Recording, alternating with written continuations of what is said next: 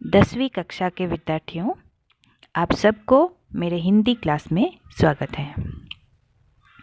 आज मैं आप लोगों को जो पाठ पढ़ाने जा रही हूँ उस पाठ का नाम है नीलकंठ, जिसे महादेवी वर्मा जी ने लिखा है।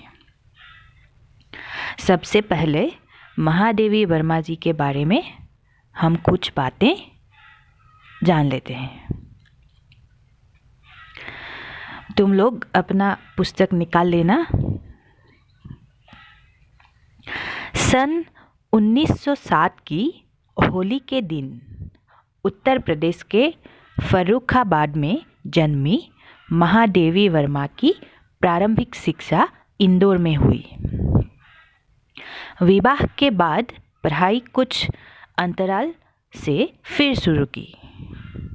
वे मिडिल में पूरे प्रांत में प्रथम आई और छात्रवृत्ति भी पाई। यह सिलसिला कई कक्षाओं तक चला। बौद्ध भिक्षुनी बनना चाहा, लेकिन महात्मा गांधी के आह्वान पर सामाजिक कार्यों में जुट गई। उच्च शिक्षा के लिए विदेश न जाकर नारी शिक्षा प्रसार में जुट गई। स्वतंत्रता आंदोलन में भाग लिया। যে কি কৈছে 1907 চনত হোলীৰ দিনা মানে ফাকুৱাৰ দিনা উত্তৰ প্ৰদেশৰ ফৰুখাবাদত মহাদেৱীৰ জন্ম হৈছিল। তেখেতে প্ৰাৰম্ভিক শিক্ষা ইন্দোৰত গ্ৰহণ কৰিছিল। যিহেতু সৰুতেই তেখেতৰ বিয়া হৈ গৈছিল, সেইবাবে বিয়াৰ পিছত তেওঁ পুনৰ পঢ়িবলৈ লৈছিল। সৰুৰে পৰা তেখেত মেধাৱী আছিল কাৰণে তেখেতৰ সহপাঠীসকলৰ ভিতৰত তেওঁ সদায় প্ৰথম স্থান পাইছিল। তাৰোপৰি স্কলাৰশ্বিপো পাইছিল। এনেদৰে তেওঁ কেইবাটাও শ্ৰেণী সদায় প্ৰথম বিভাগতে উত্তীৰ্ণ হৈ আহিছিল। তেওঁ বৌদ্ধ ধৰ্ম গ্ৰহণ কৰি সন্ন্যাসী হ'ব বিচাৰিছিল, কিন্তু মহাত্মা গান্ধীৰ আহ্বানত তেওঁ নিজকে সামাজিক কামত জড়িত কৰি তুলিছিল আৰু উচ্চ শিক্ষা গ্ৰহণৰ বাবে তেওঁ বিদেশলৈ নগৈ নিজৰ দেশতে থাকি নাৰী শিক্ষাৰ প্ৰচাৰত নামি পৰিছিল। তাৰোপৰি তেখেতে স্বাধীনতা আন্দোলনতো भाग লৈছিল। महादेवी वर्मा ने छायावाद के 4 प्रमुख रचनाकारों में औरों से भिन्न अपना एक विशिष्ट स्थान बनाया। इनका समस्त काव्य वेदनामय है। इन्होंने साहित्य के बेजोर गद्य रचनाओं से भी समृद्ध किया है। महादेवी बर्माই ছায়াবাদৰ 4জন প্ৰমুখ লেখকৰ ভিতৰত নিজৰ এটা বিশেষ স্থান গঢ়ি তুলিছিল। তেখেতে লিখা ৰচনাসমূহত বা কাব্যকৃতিসমূহত বেদনাময় আৰু হৃদয়স্পৰ্শী এটা ভাৱ, বেদনাৰ ভাৱ দেখিবলৈ পোৱা যায়। আৰু তেখেতে নিজৰ ভাল লিখনিৰে, ভাল গদ্য লিখনিৰে হিন্দী সাহিত্যক যথেষ্ট সমৃদ্ধ কৰি থৈ গৈছে। 11 सितंबर 1987 को उनका देहावसान हुआ। उन्हें साहित्य अकादमी एवं ज्ञानपीठ पुरस्कार सहित प्राय सभी प्रतिष्ठित पुरस्कारों से सम्मानित किया गया। भारत सरकार ने सन 1956 में उन्हें पद्म भूषण अलंकार से अलंकृत किया था। जे 11 सेप्टेम्बर 1987 চনত তেখেতৰ মৃত্যু ঘটিছিল। তেখেতৰ সুন্দৰ লিখনিৰ বাবেই সাহিত্য একাডেমি বঁটাৰ লগতে জ্ঞানপীঠ পুৰস্কাৰ তথা অন্যান্য আৰু বহুতো প্ৰতিষ্ঠিত কিছুমান পুৰস্কাৰ তেখেতক প্ৰদান কৰা হৈছিল। তদুপৰি ভাৰত চৰকাৰে 1956 চনত তেখেতক পদ্মভূষণ সন্মানেৰেও সন্মানিত কৰিছিল।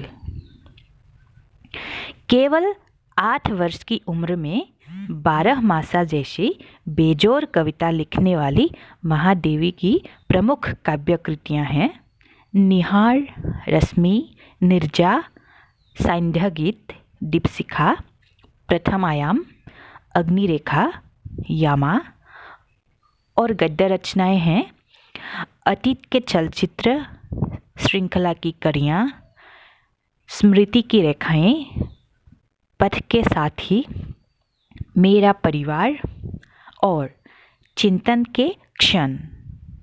महादेवी की रुचि चित्रकला में भी रही।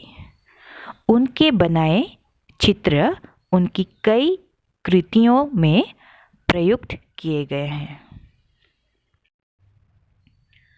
मात्र 8 বছৰ বয়সতে কি কৰিছিল তেখেতে 12 মাসা নামৰ এটি অতুলনীয় কবিতা লিখিছিল।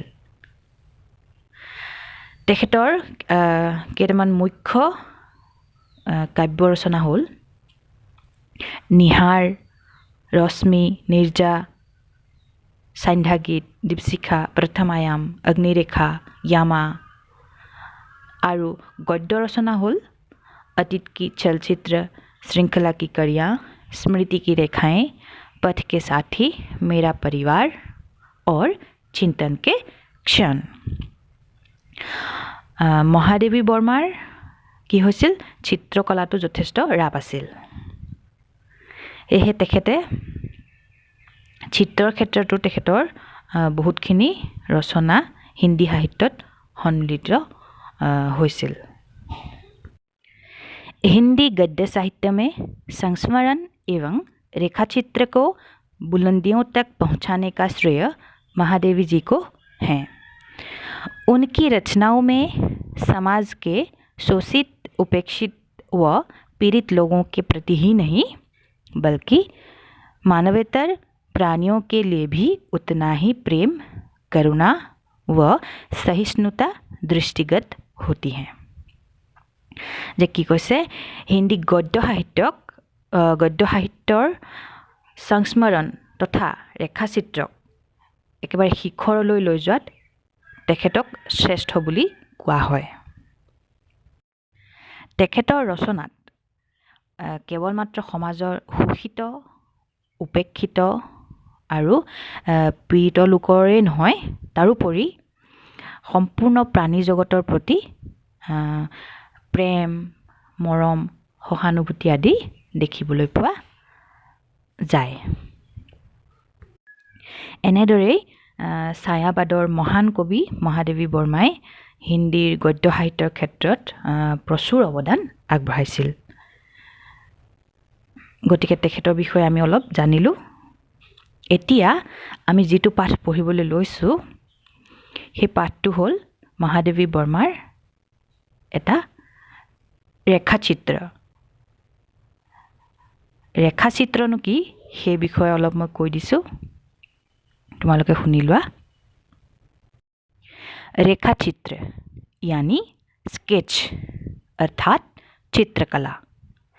चित्र में रेखाएं जो काम करती हैं वही काम साहित्य में शब्द करते हैं, इसलिए इसका दूसरा नाम शब्द चित्र भी है। जब लेखक शब्दों के द्वारा किसी व्यक्ति, वस्तु, स्थान, जंतु, घटना या दृश्य आदि का इस प्रकार वर्णन करता है कि आँखों के आगे उस व्यक्ति, वस्तु, स्थान, जंतु, घटना या दृश्य का चित्र खींचता चला जाए तो उसे रेखाचित्र कहलाता है। रेखाचित्र में लेखक कम शब्दों में किसी विशेष व्यक्तित्व का मर्मस्पर्शी, भावपूर्ण एवं सजीव अंकन करता है। रेखाचित्र माने हल चित्रकला। चित्र एखन आकुते जेनेदरे रेखाসমূहे কাম দিয়ে, ঠিক সেইদৰে সাহিত্যৰ ক্ষেত্ৰত শব্দসমূহে সেই ৰেখাৰ দৰে কাম কৰে। সেইকাৰণে ৰেখাচিত্ৰৰ আন এটা নাম শব্দচিত্ৰ বুলিও কোৱা হয়।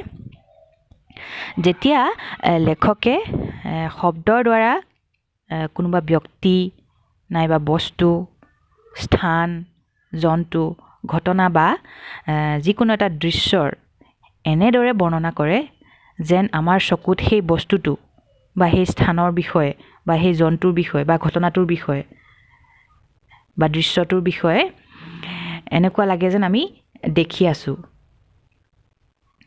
আৰু এনেদৰে তেওঁলোকে সেই একেটা বিষয়কে টানি লৈ গৈ থাকে, দীঘলীয়া কৰি গৈ থাকে, যেন এডাল ৰেখাহে টানি গৈ আছে। সেইকাৰণে তাক ৰেখাচিত্ৰ বুলি কোৱা হয়। এই ৰেখাচিত্ৰসমূহত লেখকে কি কৰে, খুব কম শব্দত যিকোনো এটা বিশেষ ব্যক্তিত্বক লৈ সেই ব্যক্তিত্বটোৰ কিছুমান হৃদয়স্পৰ্শী বা বেদনাময় বা ভাৱপূৰ্ণ কথা একদম সজীৱ কৰি অংকন কৰি তোলে। নিশ্চয় বুজি পাইছা কথাখিনি, হয়নে বাৰু?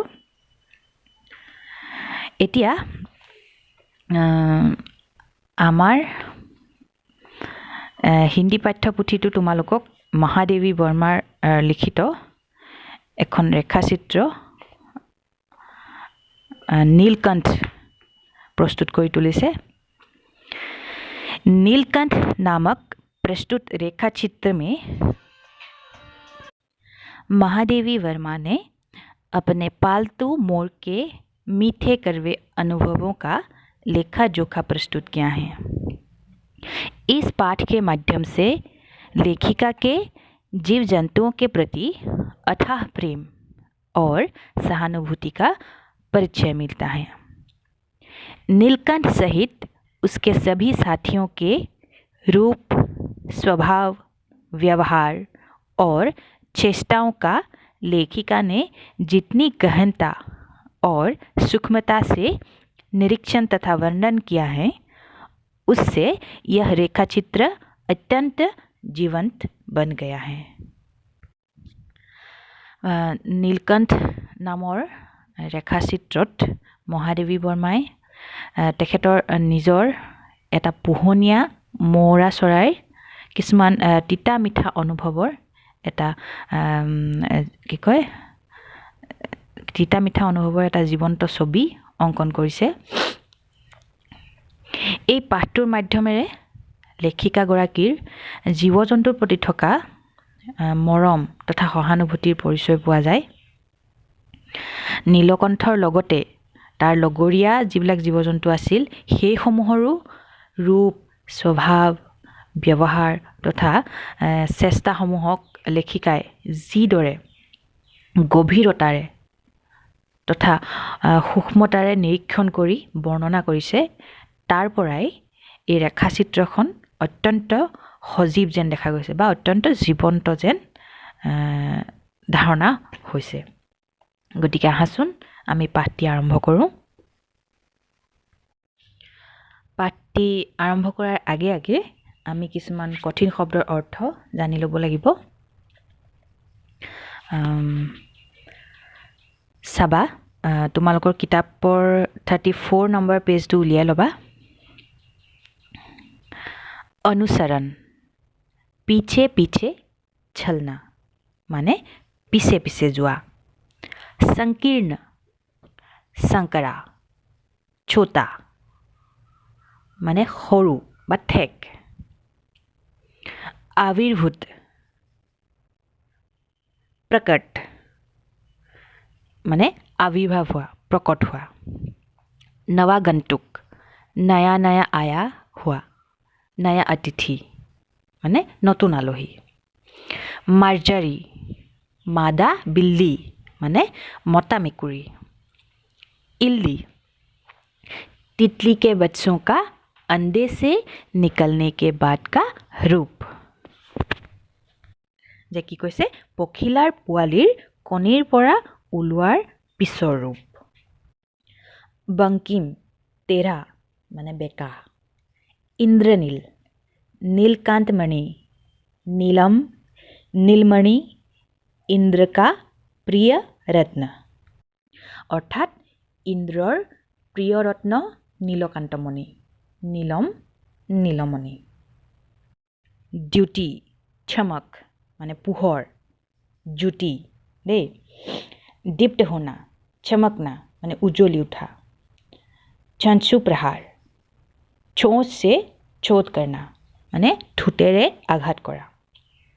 आर्ट क्रंदन दर्द भरी आवाज में रोना, বেদনা ভৰা বা দুখ লগা মাতেৰে কন্দা। अधर बीच में মানে মাজত। कर्णवेद कान छेदना মানে कान फुटवा। निश्चेष्ट बिना प्रयास के কোনো যত্ন নকৰাকৈ। कार्तिकेय कृत्तिका नक्षत्र में उत्पन्न शिव के पुत्र, देवताओं के सेनापति। যে কি কৈছে কৃত্তিকা নক্ষত্ৰত উৎপন্ন হোৱা শিৱৰ পুত্ৰ, দেৱতাৰ সেনাপতি। मंजरियाँ नई कोपलें बोर মানে গছ গছনিৰ নতুন পাতটো, নতুন কোমল পাতটো মানে কুঁহি পাতটো। মন্দ্ৰ গম্ভীৰ ধীমা, গভীৰ মানে ধীৰ। ক্रूर कर्म कठोर कार्य মানে কঠোৰ কাম বা টান কাম। স্তবক गुलदस्ता पुष्पगुच्छा, फूलों थोपा। कुब्जा कुब्बर वाली, कंस की एक दासी जो कुबरी थी। श्री कृष्ण ने उसका कुब्बर ठीक किया था। कुब्बर वाली माने कोज ওলোৱা। কংসৰ এগৰাকী দাসী আছিল এনেকুৱা কুজি বুঢ়ী, আৰু শ্ৰীকৃষ্ণই সেই কুজি বুঢ়ীক ঠিক কৰি তুলিছিল। दुकेली जो अकेली ना हो, जिसके साथ कोई और हो। दुकेली माने হ'ল যি অকলশৰীয়া নহয়, যাৰ লগত আন কোনোবাও থাকে। पक्षी शावक पक्षी के बच्चे, চৰাই পোৱালি। बारहा बार बार माने बारे बारे। छंद रहता सा गति में लय का होना, গতিত লয় থকা। সুৰম্য মনোহৰ মনোহৰ মানে ধুনীয়া ভাল লগা। মুঞ্জি कंजूस মানে কৃপণ চিপচ। কেকা मोर की बोली, ময়ূৰৰ মাত। এইখিনি আছিল কঠিন শব্দৰ অৰ্থ। নিশ্চয় তোমালোকে বুজি পাইছা। এতিয়া আমি পাঠৰ মাজলৈ আগবাঢ়োঁ। এবাৰ আমি পাঠটো আৰম্ভ কৰোঁ। নীলকণ্ঠ নীলকণ্ঠ। उस दिन एक अतिथि को स्टेशन पहुंचाकर मैं लौट रही थी कि चिड़ियों और खरगोशों की दुकान का ध्यान आ गया और मैंने ड्राइवर को उसी ओर चलने का आदेश दिया। সেইদিনা এজন অতিথিক মই ষ্টেচনত থ'বলৈ গৈ উলটি আহোঁতেই চৰাই তথা শহাপহুৰ দোকানখনলৈ মোৰ মনত পৰিল আৰু মই ড্ৰাইভাৰজনক তালৈকে যাবলৈ বুলি আদেশ দিলোঁ। এই কথাখিনি মহাদেৱী বৰ্মাই কৈ আছে। बड़े मियाँ चिड़िया वाले की दुकान के निकट पहुँचते ही उन्होंने सड़क पर आकर ड्राइवर को रोकने का संकेत दिया। मेरे कोई प्रश्न करने के पहले ही उन्होंने कहना आरंभ किया, सलाम गुरुजी। पिछली बार आने पर आपने मोर के बच्चों के लिए पूछा था। शंकरगढ़ से एक स्थिरी मार 2 मोर के बच्चे पकड़ लाया है। एक मोर है, एक मोरनी। आप पाल ले। मोर के पंजों से दवा बनती है। 100 ऐसे लोग खरीदने आए थे। आखिर मेरे सीने में भी तो इंसान का दिल है। मारने के लिए ऐसी मासूम चिड़िया को कैसे दूं? तालने के लिए मैंने कह दिया, गुरुजी ने मंगवाए हैं। वैसे यह कमबख्त रोजगार ही खराब है, बस पकड़ो पकड़ो मारो मारो। बरे मिয়া মানে সেই চৰাই তথা শহাপহুৰ দোকানখনৰ যিজন দোকানী সেইজনৰ কথা কৈছে। যেতিয়া মহাদেৱী বৰ্মাৰ গাড়ীখন চৰাই তথা শহাপহুৰ দোকানখনৰ ফালে গৈ আছিল, গাড়ীখন দেখিয়েই সেই দোকানীজনে ৰাস্তালৈ ওলাই আহি ড্ৰাইভাৰজনক ৰ'বলৈ বুলি সংকেত দিলে। আৰু মহাদেৱী বৰ্মাই কিবা প্ৰশ্ন কৰাৰ আগতেই দোকানীজনে নিজেই আৰম্ভ কৰিলে। প্ৰথমতে গুৰুজী বুলি নমস্কাৰ জনালে, যে চালাম গুৰুজী, মানে নমস্কাৰ গুৰুদেৱ। মহাদেৱী বৰ্মাক কৈছে সেই বুলি যে যোৱাবাৰ আপুনি আহোঁতে মৌৰা চৰাইৰ পোৱালিৰ কথা সুধিছিল নহয়, শংকৰগড়ৰ এজন চৰাই চিকাৰীয়ে 2টা মৌৰাৰ পোৱালি দিছিল। মতা মাইকী এহাল মৌৰা চৰাই, আপুনি সিহঁতক পোহক। মৌৰা চৰাই হাতোৰাৰ পৰা দৰৱ তৈয়াৰ কৰা হয়, সেইকাৰণে কেইবাজনো মানুহে, মানে প্ৰায় 100জনমান মানুহে ইয়াক কিনিবলৈ আহিছিল, মানে মৌৰাৰ পোৱালিহালক কিনিবলৈ আহিছিল। কিন্তু মোৰ অন্তৰতো মানুহৰ কি কৈছে যে মেৰে সিনে মে ভি তো ইনসান কা দিল হে, যে মোৰ অন্তৰতো মানুহৰ মৰমেই সোমাই আছে। গতিকে আপুনি যিহেতু মোক কৈ থৈছিলে, আৰু তথাপিও সিহঁতে যিহেতু পোৱালিকেইটা মাৰিবলৈ লৈ যাব, সেইবাবে মই সিহঁতক নিদিলোঁ। কাৰণ মাৰিবলৈনো মই এই সৰু সৰু পোৱালিকেইটা কেনেকৈ দিওঁ, ইমান মৰম লগা পোৱালিকেইটানো মই মাৰিবলৈ কেনেকৈ দিওঁ, কাৰণ সিহঁতৰতো কোনো অপৰাধ নাই, সিহঁতটো সম্পূৰ্ণ নিৰপৰাধী। সেইকাৰণে মই বুদ্ধি সাজি ক'লোঁ যে গুৰুদেৱে আনিবলৈ দিছে মোক। প্ৰকৃততে এই বেপাৰটোৱে বৰ বেয়া, কেৱল মাত্ৰ ধৰ ধৰ মাৰ মাৰ। बड़े मियाँ के भाषण की तूफान मेल के लिए कोई निश्चित स्टेशन नहीं है, सुनने वाला थक कर जहाँ रोक दे वही स्टेशन मान लिया जाता है। इस तथ्य से परिचित होने के कारण ही मैंने बीच में उन्हें रोक कर पूछा, मेरे को बच्चे मोर के बच्चे हैं कहाँ?